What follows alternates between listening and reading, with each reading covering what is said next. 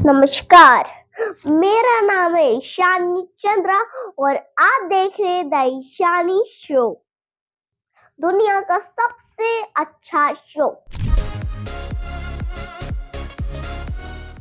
दोस्तों, अंतरिक्ष की उत्तर की दिशा में एक तारा है जिसका नाम ध्रुव है। ध्रुव भगवान विष्णु का परम भक्त था।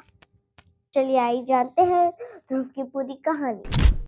तो एक थे राजा उत्तानपाद और उनकी पत्नी का नाम था सुनीति और सुनीति का बेटा था ध्रुव। सुनीति बड़ी रानी थी। राजा ने दूसरी भी शादी की थी। दूसरी रानी का नाम था सुरुचि और उसके बेटे का नाम था उत्तम। तो जो सुरुचि थी वो अपने बेटे उत्तम को उत्तराधिकारी बनाना चाहती थी, जबकि ध्रुव बड़ा बेटा था। और इसी वजह से सुरुचि ध्रुव और उसकी माँ से चिढ़ा करती थी। एक बार की बात है, ध्रुव अपने पिता उत्तानपाद की गोद पे जाकर बैठ गया। अब सुरुचि रानी ने देखा कि ध्रुव अपने पिता की गोदी में बैठा है, बस उससे जलन होने लगी और सुरुचि ने ध्रुव को उनकी गोदी से हटाकर अपने बेटे को गोदी में उनकी बिठा दिया और कहने लगी कि जो राज सिंहासन का वारिस होगा वही राजा की गोद में बैठेगा और जो मेरे गर्भ से जन्मा हो और तू मेरे गर्भ से जन्मा नहीं है, तेरे राज सिंहासन में तेरा हक नहीं हो सकता। अब 5 साल का अबोध बालक ध्रुव सहन करके रोने लगा और अपनी माँ सुनीति के पास गया और पूरी बात बता दी। माँ ने कहा, तेरी सौतेली माँ से ज्यादा तेरे पिता तुमको प्रेम करते हैं, तू क्यों परेशान हो रहा है?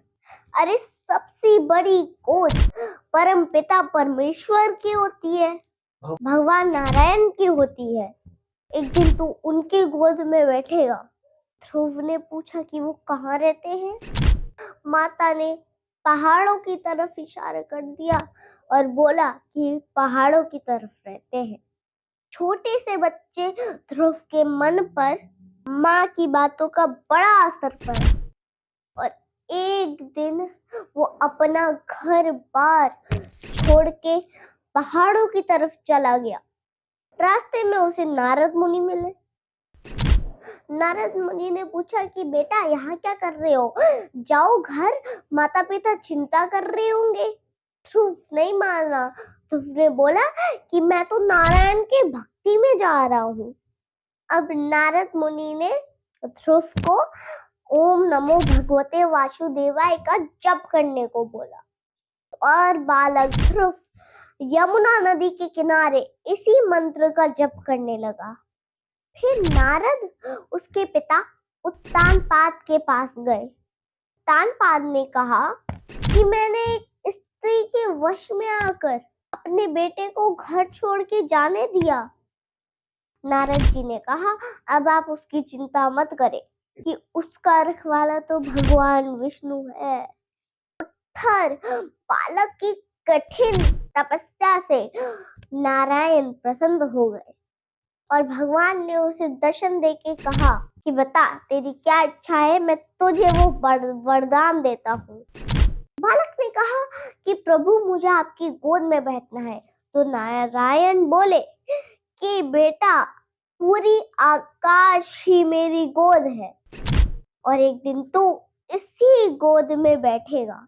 और तब से मृत्युलोक को प्राप्त करने के बाद बालक ध्रुव अंतरिक्ष में ध्रुव तारे के रूप में नारायण की गोद में बैठ गए और ध्रुव के साथ जो तपस्या करने वाले संत थे वो सप्त ऋषि बनकर ध्रुव के आसपास बैठ गए। तो ये थी बालक ध्रुव की कहानी। तो चलिए कहानी कैसी लगी कमेंट करके जरूर बताइए और इस चैनल को जरूर सब्सक्राइब करिएगा और लाइक करिएगा, जरूर से बहुत ज्यादा करिएगा। नमस्कार।